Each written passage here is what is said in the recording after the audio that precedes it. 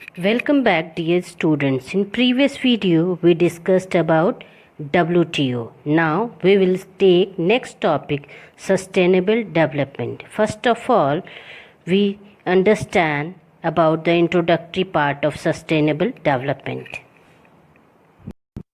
According to the definition of sustainable development is the development which meets the need of present generation without compromising the ability of future generations to meet their own needs. Sustainable development has been defined as a process of development wherein most of the requirements of the present generation are met without compromising the capability of the future generations to meet their needs. The aim of sustainable development. The basic aim of sustainable development is to maximizing the probability of achieving sustainable development and minimizing the chances of environmental degradation. Now we will take few examples of sustainable development. First is solar energy.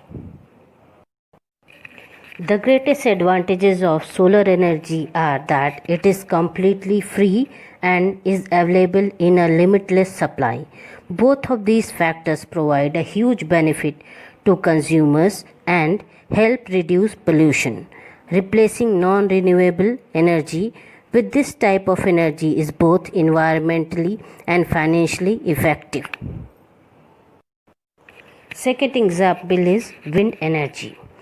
Is another readily available wind energy source. Harnessing is the power of wind energy necessitate the use of windmills. Now we will study about strategy adopted for conservation and preservation of natural resources.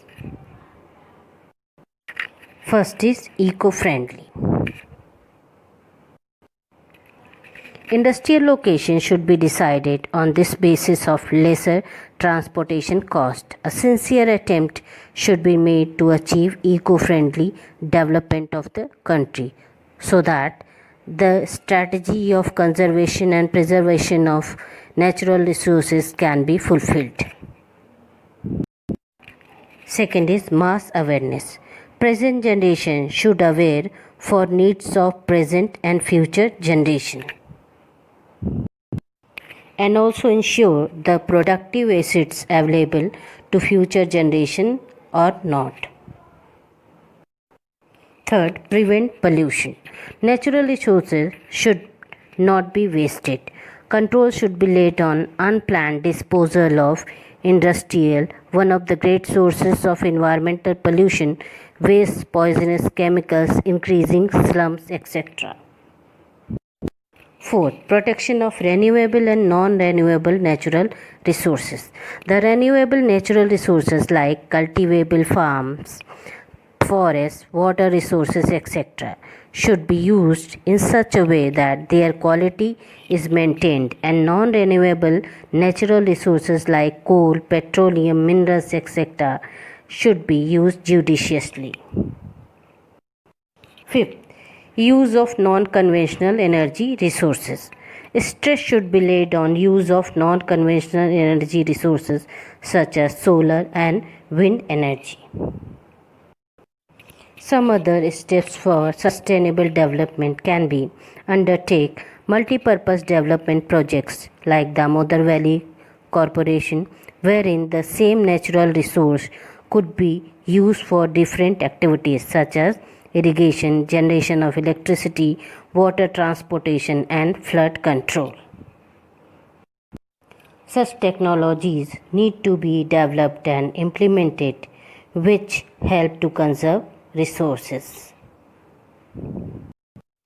prevent unnecessary pollution, and help restore the environment wherever is appropriate. For sustainable development, you have to remind policymakers to make decisions to protect your future. You can remind them that you want better jobs, cleaner cities, more equitable resources distribution, and above all, a guarantee that your future is secure, full of opportunity, a pleasant world to live in, and a healthy planet. Sustainable development requires the active involvement of all stakeholders, that is government, NGOs, private sectors, but also civil society. It is not just politicians or policymakers who decide what sustainable development should be like. Now we will take last topic of the chapter, steps taken to protect environment. Earth Conference was organized for the first time at Stockholm in Sweden in 1972 to discuss measures to protect the environment at the global level. Thereafter, many such conferences and conventions have taken place to discuss the environment related issues.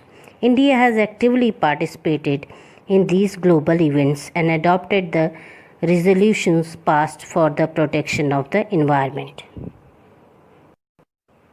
Following are the steps taken in India for the protection of the environment. Information of the level of pollution in the major cities is collected and published.